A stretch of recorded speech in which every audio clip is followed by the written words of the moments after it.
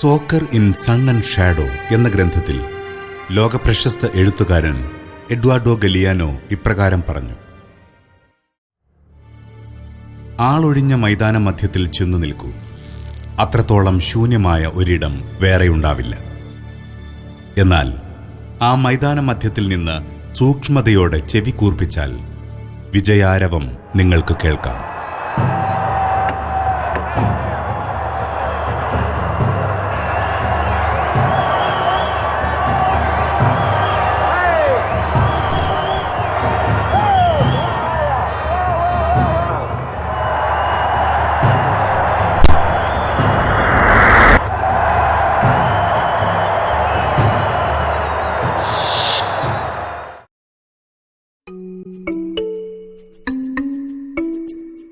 കരുത്തുറ്റവരും കർത്തവ്യനിരതരുമായ ഒരു തലമുറയെ വാർത്തെടുക്കാൻ ഫുട്ബോൾ എങ്ങനെ അഭിലഷണീയമാകുന്നു?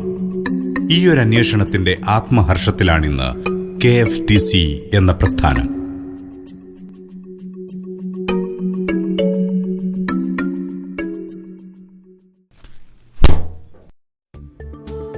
ശാരീരികവും മാനസികവുമായ ആരോഗ്യത്തിന് ഫുട്ബോളിനെ സ്നേഹിക്കൂ. അതാണ് KFTC നൽകുന്ന സമ്മോഹന സന്ദേശം.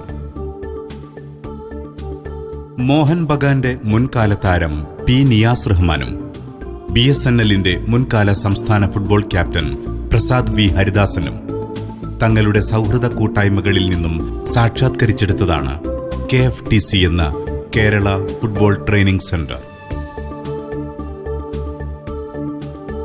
2012 മെയ് മാസം 20 മലാപ്പറമ്പിലെ ഹൗസിംഗ് കോളനി മൈതാനത്ത് വച്ചായിരുന്നു ആ സംരംഭം അതിന്റെ ആദ്യ കാൽപന്തൊച്ച കേൾപ്പിച്ചത്.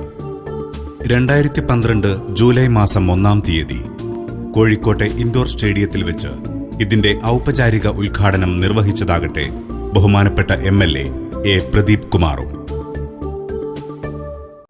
മികച്ച പരിശീലകരുടെ അപര്യാപ്തതയാണ് പലപ്പോഴും ഫുട്ബോൾ മേഖലയെ അതീവ സങ്കീർണമാക്കുന്നത്. എന്നാൽ ഇവിടെയും KFTC പോർവിളികളെ പോംവഴിയാക്കി മാറ്റിയെടുത്തു കഴിഞ്ഞു.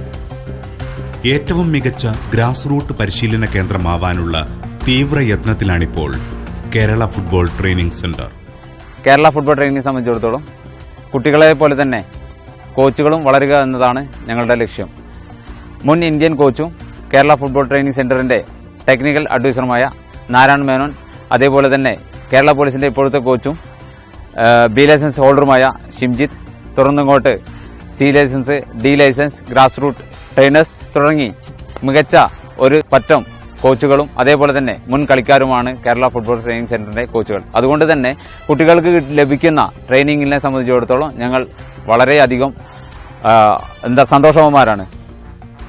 കേവലം 15 കുട്ടികളെ മാത്രം പരിശീലിപ്പിച്ചുകൊണ്ടായിരുന്നു ഈ പരിശീലന കേന്ദ്രത്തിന്റെ പ്രാരംഭ പ്രവർത്തനം. ഇന്നിപ്പോൾ 6 വയസ്സിൽ തുടങ്ങി 14 വയസ്സുവരെയുള്ള 250ഓളം കുട്ടികൾ ഈ വിദ്യാലയത്തിന്റെ സമ്പത്തായി മാറിക്കഴിഞ്ഞിരിക്കുന്നു. കോഴിക്കോട് മെഡിക്കൽ കോളേജിലെയും ദേവഗിരി സെന്റ് ജോസഫ് കോളേജിലെയും മൈതാനങ്ങൾ ഈ കുട്ടികളെ കാൽപന്താക്ഷരം പഠിപ്പിച്ചെടുത്ത കായിക വിദ്യാലയങ്ങളാണ്. ഞാനിവിടെ 2 കൊല്ലമായി ക്യാമ്പിൽ വരാൻ തുടങ്ങിയിട്ട്. ഇവിടെ എനിക്കും എന്റെ കൂടെ കളിക്കുന്നവർക്കൊക്കെ ശാരീരികമായിട്ടും മാനസികമായിട്ടും നല്ല ഇമ്പ്രൂവ്മെന്റ് ഉണ്ട്. കളിയിലും അതുപോലെ തന്നെ പഠിത്തത്തിലും ഒരുപോലെ ഇമ്പ്രൂവ്മെന്റ് ഉണ്ട്. ഇന്ന് ഓരോ കുട്ടിയും ജീവിക്കുന്നത് കുടുംബത്തിലും സമൂഹത്തിലുമാണെങ്കിലും അവർ ഒറ്റപ്പെട്ട ഏതേതോ തുരുത്തുകളിലാണ്, ഏകാന്ത ദ്വീപുകളിലാണ്. പഠന സങ്കീർണതകളുടെ പ്രശ്നഭാരം, പ്രലോഭനങ്ങളുടെ മാസ്മരിക സന്ദേശങ്ങൾ, ലഹരിയുടെ ഉന്മാദ സമുദ്രങ്ങൾ. അതെ, അവർക്ക് നഷ്ടപ്പെടാനുള്ള ദിശാബോധത്തിന്റെ സിഗ്നൽ തൊട്ടരികിലാണ്. ലോകത്തെ മാറ്റി നിർമ്മിക്കേണ്ടവരാണവർ. അവർക്ക് വഴിതെറ്റരുത്. മനസ്സും ശരീരവും സർഗാത്മകമായൊരു ഊർജത്തിന്റെ സംഭരണികളാകേണ്ടവരാണവർ.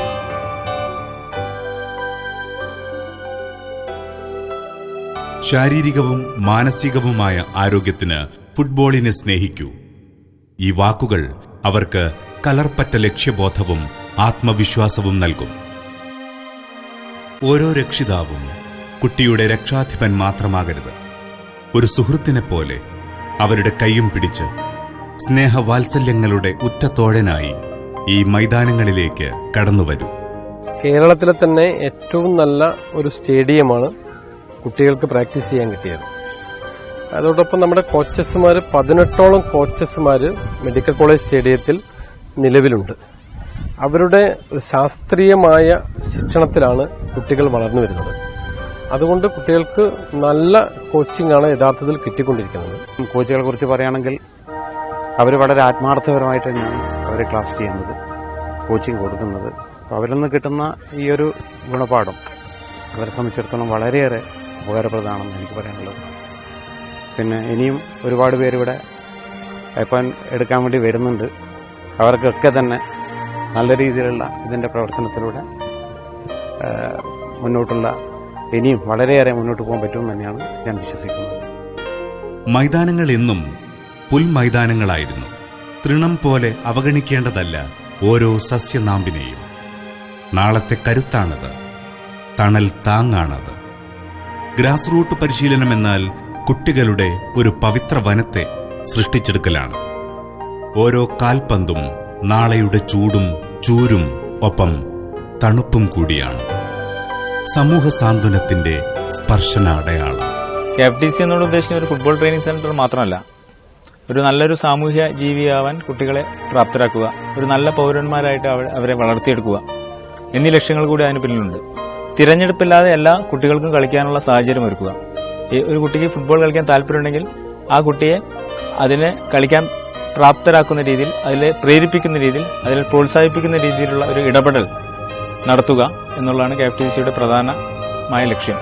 നല്ല പരിശീലന സൗകര്യങ്ങൾ ഒരുക്കുക, മികച്ച പരിശീലകരെ ലഭ്യമാക്കുക, മുതിർന്ന കളിക്കാരെ ആദരിക്കുകയും അതോടൊപ്പം തന്നെ ഫുട്ബോളിലും അതുപോലെ സ്പോർട്സിലും ഇൻഫോർമേറ്റീവായ എഡ്യൂക്കേഷൻ നൽകുക, സൊസൈറ്റിക്ക് നൽകുക. ഫുട്ബോളിന് പുറമെ കലാ സാംസ്കാരിക സാമൂഹ്യ മേഖലകളിലും KFTC ശ്രദ്ധ പതിപ്പിക്കുന്നുണ്ട്.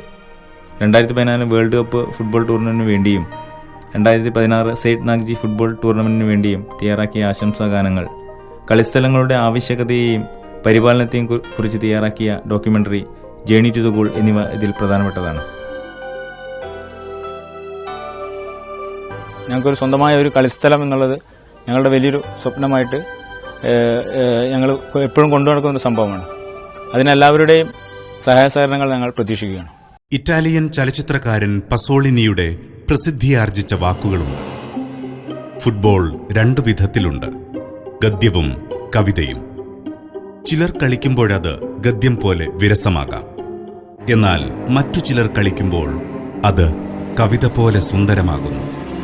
ആ ഫുട്ബോളിൽ കാർണിവലിന്റെ സൗന്ദര്യവും സാമ്പയുടെ ചടുലതയുമുണ്ട്.